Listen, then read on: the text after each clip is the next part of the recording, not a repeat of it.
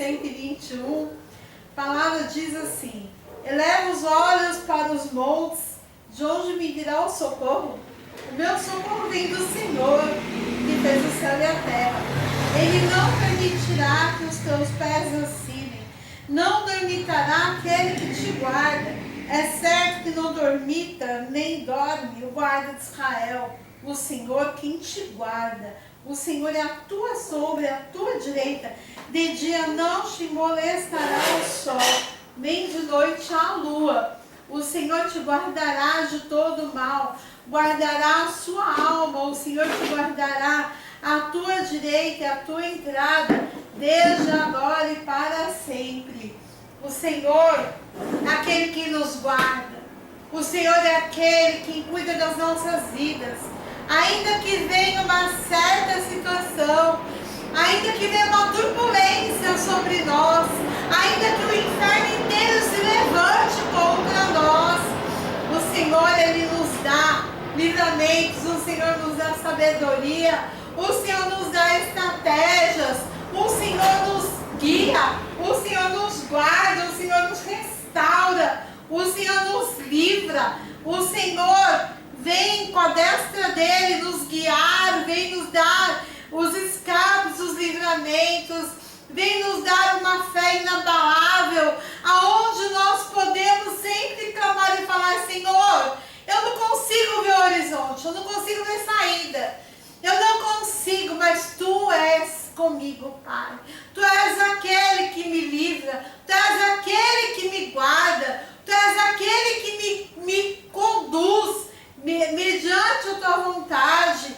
Espírito Santo de Deus, venha com a Tua graça, a Tua unção, nessa noite, Pai, nos livrar, nos dar, Senhor, a Tua direção. Obrigada, Pai, porque eu sei que tudo podes, nenhum dos Seus planos pelas nossas vidas vão se frustrar. Eu pedi do Senhor, que essa família, Senhor, que essa pessoa que o Senhor vai levantar para andar ao lado dela, Senhor, não será, Senhor, uma pedra de tropeço. E sim, Senhor, será uma pessoa transformada. Em nome de Jesus, eu consagro este culto a Ti. Francisco, se coloque de pé em nome de Jesus, amém? Já tivemos já o nosso tempo de louvor aqui na presença do Senhor, amém? Só que não transmitimos o louvor devido às restrições de direitos autorais que infelizmente as redes sociais elas impõem para a gente. Então, por isso que nós entramos com a palavra direto. Nós estamos aqui todas as quintas-feiras a partir das 19h30, né? E aos domingos a partir das 18 horas, aqui, para ministrarmos o culto. Abra a tua Bíblia no livro de Jó, no capítulo 1, em nome de Jesus. E você que deseja estar participando com a gente, esteja aqui na rua Augusto Calheiros, no Jardim Paravente, próximo à padaria Chevrolet, próximo ao posto de saúde do Paravente. Muito fácil o endereço de encontrar, né? Então, venha participar conosco, em nome de Jesus Cristo, que quando a pessoa ela quer, não existe distância para ela, em nome de Jesus. Amém? Acharam? A palavra do Senhor diz assim, lá no livro de Jó, no capítulo 1, havia um homem na terra de Uz, cujo nome era Jó, homem íntegro e reto, temente a Deus, se desviava do mal. Nasceram-lhe 7 filhos e 3 filhas. Possuía 7.000 ovelhas, 3.000 camelos, 500 juntas de bois, 500 jumentas. Era também muito numeroso pessoal ao seu serviço, de maneira que este homem era o maior de todos do Oriente. Seus filhos iam às casas uns dos outros e faziam banquetes, cada um por sua vez, e mandavam convidar suas 3 irmãs, e comeram e beberam com eles. Decorrido o turno de dias de seus banquetes, chamava Jó a seus filhos e os santificava. Levantava-se de madrugada e oferecia holocaustos, segundo o número de todos eles, pois dizia: talvez tenham pecado os meus filhos e blasfemado contra Deus em seu coração. Assim o fazia Jó continuamente. Num dia em que os filhos de Deus vieram apresentar-se perante o Senhor, veio também Satanás entre eles. Então perguntou o Senhor a Satanás: onde vem, Satanás? Ele respondeu: de rodear a terra e passear por ela. Perguntou o Senhor ainda: Satanás, observaste meu servo Jó? Porque ninguém há na terra semelhante a ele, homem íntegro e reto, temente a Deus, que se desvia do mal. Então respondeu Satanás ao Senhor: porventura Jó debalde teme a Deus? Acaso não cercasse de sebe e com ele a sua casa e tudo quanto tem? E a obra que em suas mãos abençoasse, os seus bens se multiplicaram na terra, estende, porém, a tua mão e toca-lhe em tudo que tens, e verás se não blasfemarás contra ti na tua face. Disse o Senhor a Satanás: eis que tudo está em teu poder, somente contra ele não estendas a mão. Então Satanás saiu da presença do Senhor. Sucedeu um dia em que seus filhos e suas filhas comiam e bebiam vinho na casa do irmão primogênito, e que veio o mensageiro de Jó e lhe disse: os bois lavravam, as jumentas passeavam junto a eles, e de repente deram sobre eles sabeus, e o desviaram, e o mataram, e os seus servos ao fio da espada. E só eu escapei para trazer-te a nova. Falava este ainda, quando veio outro, e disse: fogo de Deus caiu do céu, e queimou as ovelhas dos servos, e os consumiu, e só eu escapei para trazer-te a nova. Falava este ainda, quando veio outro, e disse-lhes os caldeus, os caldeus em 3 bandos deram-lhe sobre os camelos, e os levaram, mataram ao fio da espada, e só eu escapei para trazer-te a nova. Também se falava ainda, quando veio outro e disse: estão os teus filhos e tuas filhas comendo e bebendo vinho em tua casa do irmão primogênito. Eis que se levantou grande vento do lado do deserto, e deu nos 4 cantos da casa, ao qual caiu sobre eles, e que morreram. Só eu escapei para trazer-te a nova. Então Jó se levantou, rasgou suas vestes, rasgou seu manto, rapou a cabeça, lançou-se em terra e o adorou. E disse: nu saí do ventre da minha mãe, e nu voltarei. O Senhor o deu, o Senhor o tomou. Bendito seja o nome do Senhor. Em tudo isso Jó não pecou, nem atribuiu a Deus falta alguma. Um dia em que os filhos de Deus vieram apresentar-se perante o Senhor, veio também Satanás entre eles, e apresentaram-se perante o Senhor. Então o Senhor disse a Satanás respondeu ao Senhor: eu estou a rodear a terra e passear por ela. E perguntou o Senhor a Satanás: observaste meu servo Jó? Porque ninguém há na terra semelhante a ele, homem íntegro, reto, temente a Deus, se desvia do mal, e ele conservar a sua integridade, embora me incitasse contra ele, para que eu consumir em sua casa. Então Satanás respondeu: pele por pele, e tudo quanto o Senhor, o homem, tem dará a sua vida. Estende, porém, a mão e toca-lhe nos ossos e na carne, e verás se não blasfemarás contra ti na tua face. Disse o Senhor a Satanás: eis que ele está em teu poder, mas poupa-lhe a vida. Então Satanás saiu da presença do Senhor e feriu a Jó de tumores malignos, desde a planta do pé até o alto da cabeça. E Jó, sentado em cinza, tomou um saco para com ele, tomou um caco para com ele rapar-se.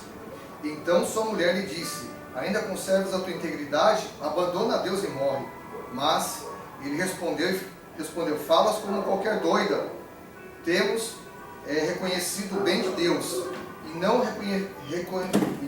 receberíamos também o mal? De tudo isto não pecou Jó com os seus lábios. Ouvindo, pois, 3 amigos de Jó, todo este mal lhe sobreveio. Chegaram cada um a seu lugar: Elifaz, o temita, Bildade, o suíta, Zofar, o naamita. E combinaram ir juntamente, coordenar-se, condoer-se com ele e consolar. Amém? Pode sentar em nome de Jesus, que é um texto um tanto que longo, mas para você entender o que Deus, como Deus ele opera nas nossas vidas. Amém? Senhor, em nome de Jesus Cristo, Pai, nós consagramos a Ti esta palavra, Senhor.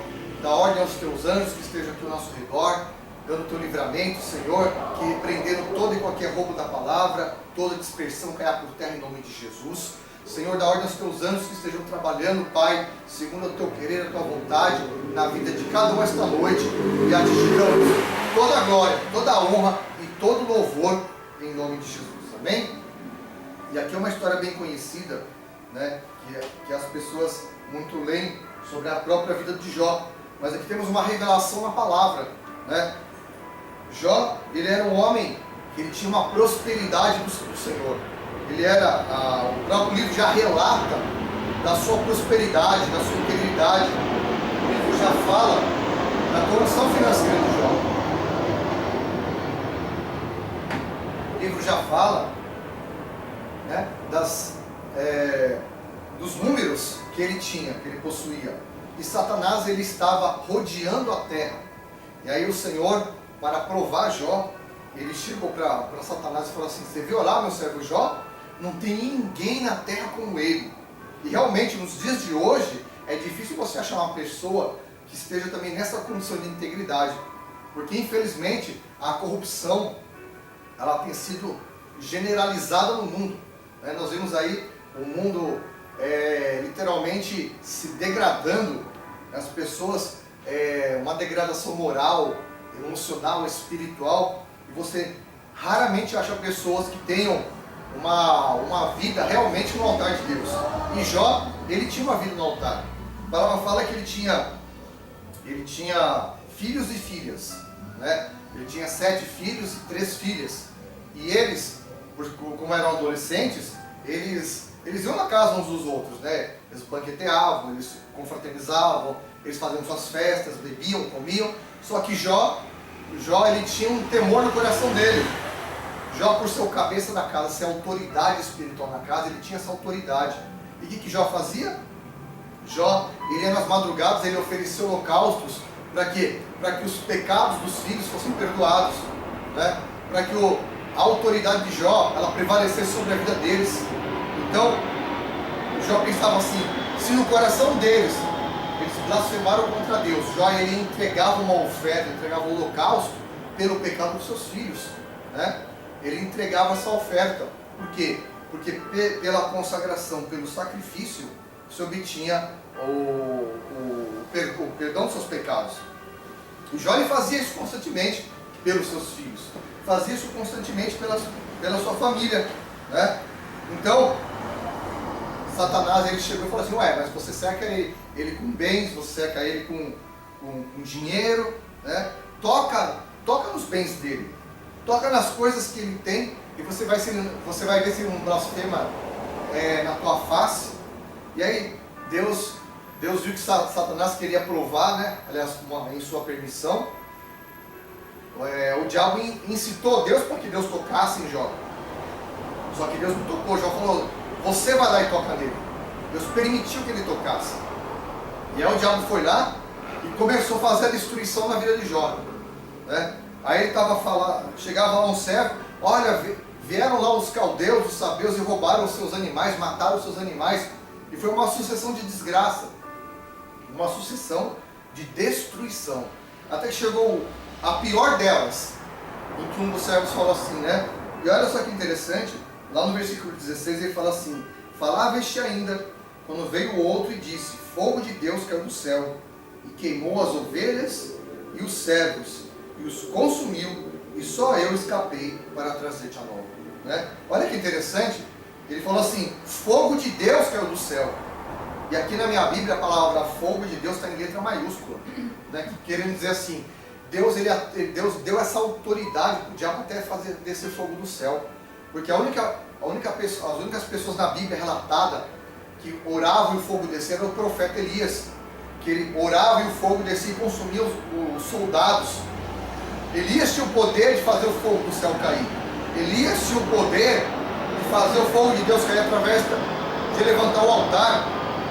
E aqui, como os homens de Jó não tinham discernimento e entendimento, eles atribuíam tudo a Deus, tanto mal como bem. Então eles viram o fogo caindo do céu, eles acharam: Deus mandou fogo do céu, eles não sabiam que era o diabo. E Satanás usou essa autoridade. E a única parte na Bíblia que relata quando o diabo fez o fogo cair foi aqui, e consumiu, e matou os animais de Jó, matou aquilo que gerava renda, aquilo que gerava riqueza para Jó, né? E aí, enquanto eles falavam, um deles chegou e disse que a casa onde os filhos estavam, ela desabou e matou todos os filhos dele. Agora, quem aqui é pai e mãe? Né? Para e pensa, né? Se acontece uma desgraça com o teu filho, com a tua filha, a gente perde as estribeiras, né? A gente que é pai e mãe, até a Bispa Sônia fala uma frase que a gente gosta muito, que não é uma frase de defeito, mas é uma frase verdadeira, que a parte que mais dói de uma mãe é o filho. Né? Ela fala essa frase, é uma verdade. Você pode ver que a mãe, ela dá a sua vida pelos filhos. Né? Agora imagina que situação, Jó perdeu seus filhos todos ali, num monte de desgraça. Em nenhum momento ele abriu a boca para blasfemar contra Deus. Né? E a gente, nos dias de hoje, as pessoas por muito menos, elas maldizem das pessoas, elas falam mal das autoridades, elas falam mal umas das outras, elas amaldiçoam o dia, amaldiçoam as coisas que têm, amaldiçoam a Deus, né? Elas abandonam a igreja. Eu vou sair dessa igreja, eu vou sair desse ministério, minha vida está uma desgraça, minha vida está assim, e abandona Deus, abandona o chamado, abandona o ministério, porque está enfrentando luta. Agora ninguém nunca enfrentou uma luta dessa, de perder os 10 filhos de uma vez numa catástrofe, né? Agora a gente vê lá também, lá no Rio de Janeiro, lá, e essa guerra que está tendo aí da Ucrânia com a Rússia, quantas famílias não são exterminadas, que perdem filhos, perdem pais, mães, né? Famílias inteiras são dizimadas. E você acha que essas pessoas que estão lá, elas estão dando glória a Deus? Eu duvido. A maioria não glorifica. A maioria, você pode escrever, a maioria não glorifica a Deus. Então, o que o Senhor quer nos ensinar aqui? Que nós temos que aprender a adorar o Senhor nas dificuldades, nas lutas.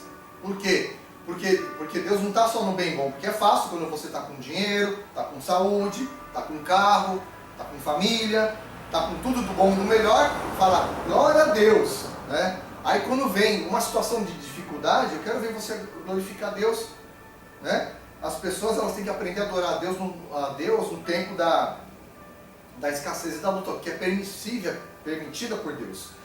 Nós temos que aprender que aqueles que servem a Deus, tudo que ocorre na vida deles é permissão de Deus. E às vezes tem dois tipos de lutas: aquela permitida por Deus e aquela luta que nós geramos, aquelas guerras que nós geramos, aquelas lutas que não era para a gente passar, mas a gente gerou aquela luta. Por exemplo, a pessoa que, ao invés de bem tratar a outra, né, aí por causa de alguma situação de desentendimento, ela acaba criando uma inimizade. E acaba criando uma situação de inimizade contra a pessoa, onde há briga, desavenças, desafetos. Ou seja, são situações geradas pela pessoa, atitudes erradas que elas tomam, né? Por exemplo, decisões fora da palavra, né? A Bíblia orienta a pessoa a não fazer uma coisa, ela vai e faz. Então ela gera lutas e guerras desnecessárias que ela não precisava passar. Então muitas vezes nós passamos sofrimentos desnecessários por conta da desobediência da palavra, por conta da rebeldia da palavra. Quando a gente obedece os preceitos da Bíblia, toda e qualquer luta que vem sobre a nossa vida, ela é permitida por Deus. Por quê?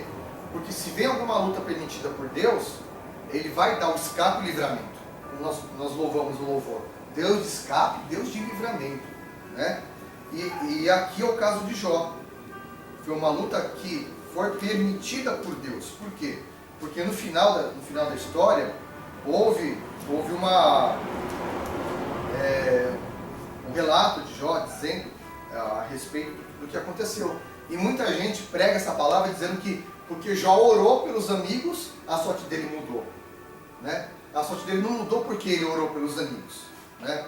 Lá no Jó capítulo 42, se você abrir tua Bíblia aí, Jó 42, a palavra do Senhor diz assim: então respondeu Jó ao Senhor, bem sei que tudo podes, e nenhum de todos os seus planos pode ser frustrado. Quem é aquele como disseste? Peraí, deixa eu ver aqui. Aliás, a partir do verso 7, né? Tendo o Senhor falado essas palavras a Jó, o Senhor disse também a ele: faz o temita a minha ira se acendeu contra ti, e contra os teus 2 amigos, porquanto não disseste de mim o que era reto, como meu servo Jó. Ou seja, eles aqui pecaram contra Deus, porque eles blasfemaram, eles atribuíram aquela situação de Jó como fosse pecado. Ah, você está passando essa luta porque você está em pecado, mas não é isso. Né? O fato de nós passarmos por luta não é porque você está em pecado, não, é uma luta permitida por Deus.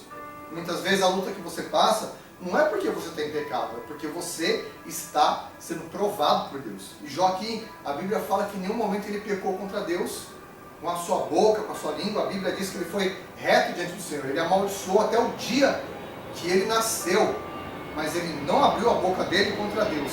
Até a própria mulher de Jó se levantou contra ele e disse: amaldiçoa esse Deus que você serve e morre logo. Né?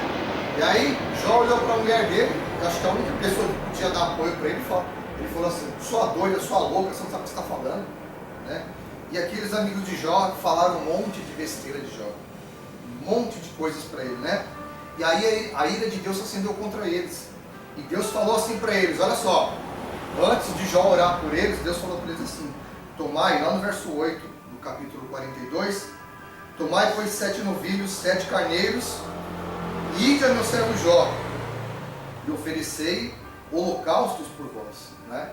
Sabe o que Jó estava aqui? Ele estava numa condição de sacerdote, ele não era sacerdote. Né? E aqui foi antes da lei, porque esse livro de Jó, ele foi escrito antes da lei. Ele foi o primeiro livro da Bíblia na cronologia que Moisés escreveu. Então foi antes da lei isso aqui. Né? Então, Jó aqui estava numa condição de sacerdote, que depois a pessoa que pecava, ela tinha que levar um animal ao sacerdote, para que houvesse a expiação, houvesse o sacrifício, para que fosse expiado o pecado da pessoa. Então, ele continua aqui: e o meu servo Jó orará por vós, e porque dele aceitarei a intercessão, para que eu não vos trate segundo a vossa loucura, porque vós não disseste de mim o que era reto, como meu servo Jó.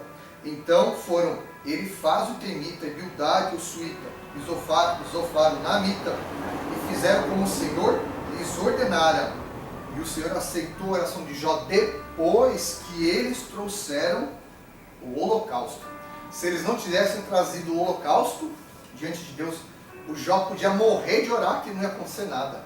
A única condição de Deus aceitasse a oração é que houvesse um derramamento de sangue daquele sacrifício, para que o pecado deles, de blasfêmia deles, fosse perdoado. E aí depois do holocausto, depois da intercessão, né, aí sim mudou o Senhor a sorte de Jó, lá no versículo 10. Quando este orava pelos seus amigos, e o Senhor deu-lhe o dobro de tudo quando antes possuía. Ou seja, depois que finalizou tudo isso, o processo de Deus dar o dobro para Jó não foi da noite para o dia.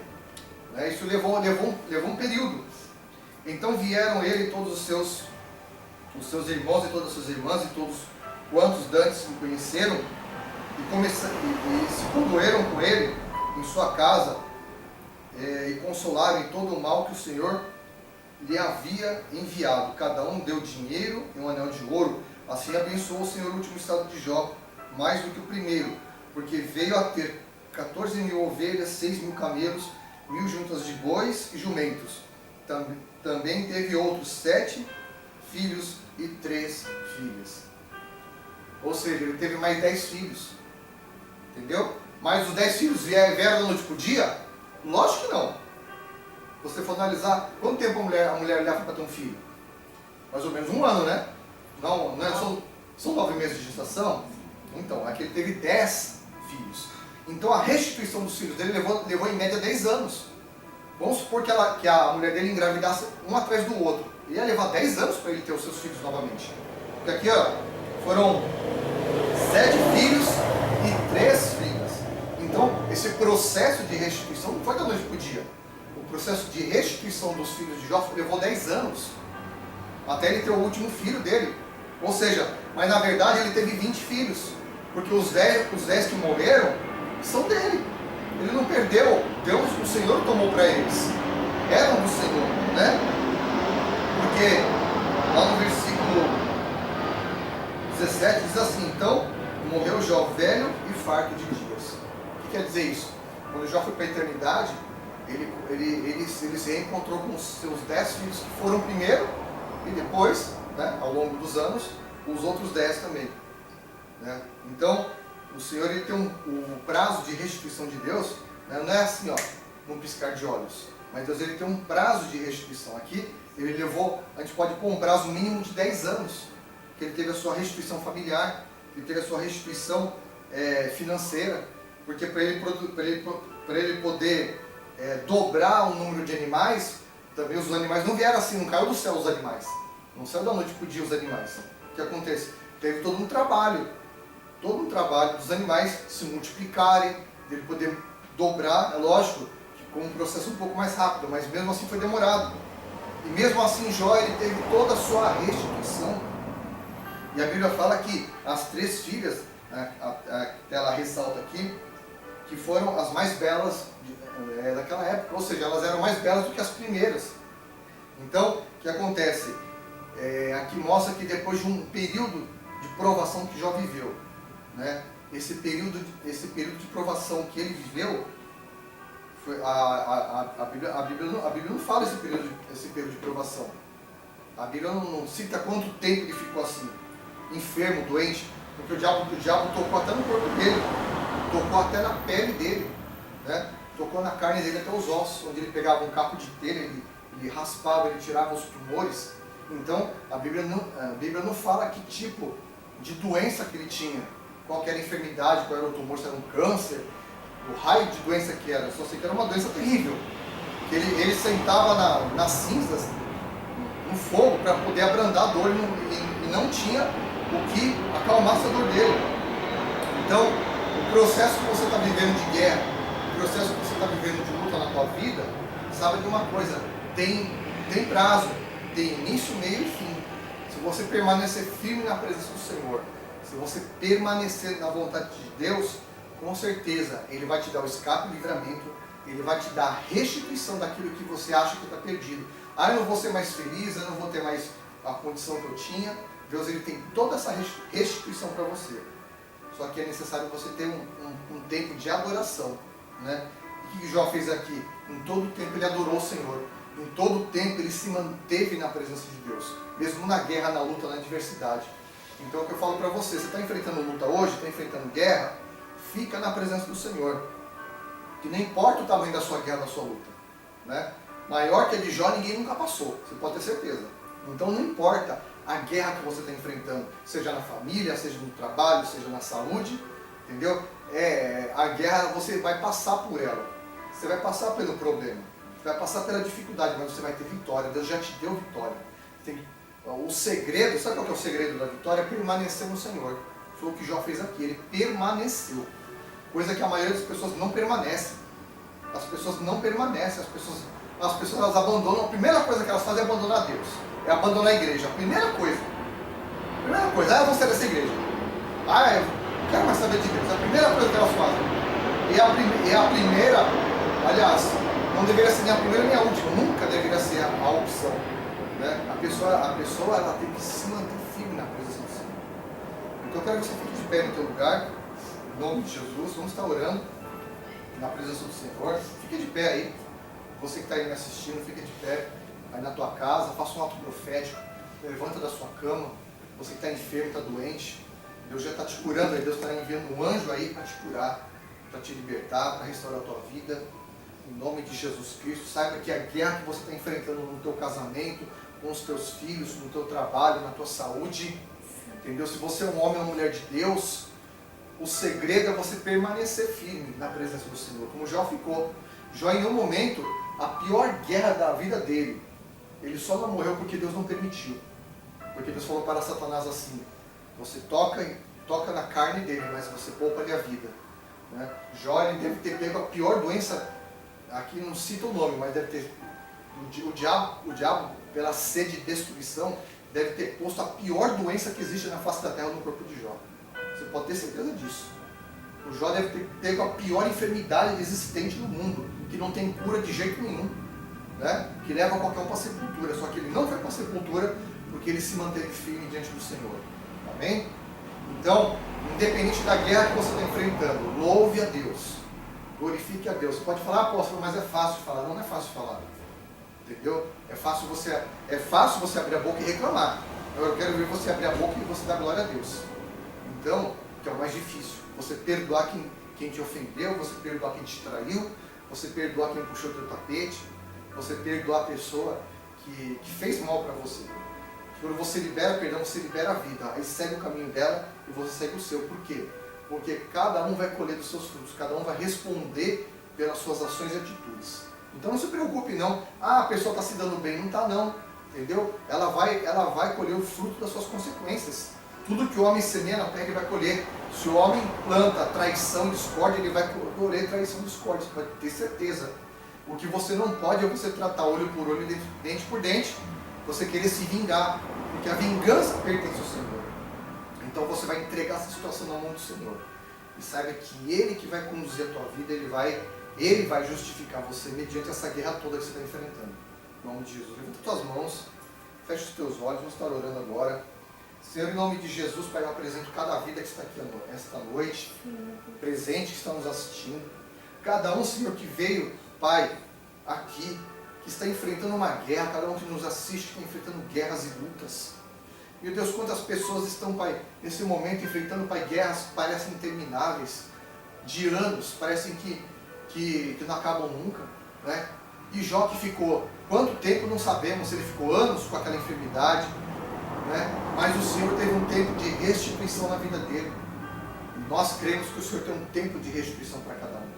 Então, em nome de Jesus Cristo, Pai, que o Senhor possa, Pai, findar essas guerras. Que o Senhor possa começar a dar um tempo, Pai, de alegria, de restituição para cada um aqui esta noite, para cada um que me assiste, em nome de Jesus. Dá ordem aos teus anjos, Pai, que estejam curando toda enfermidade, porque essa enfermidade não é para a morte, mas essa enfermidade é para que se manifeste a glória de Deus.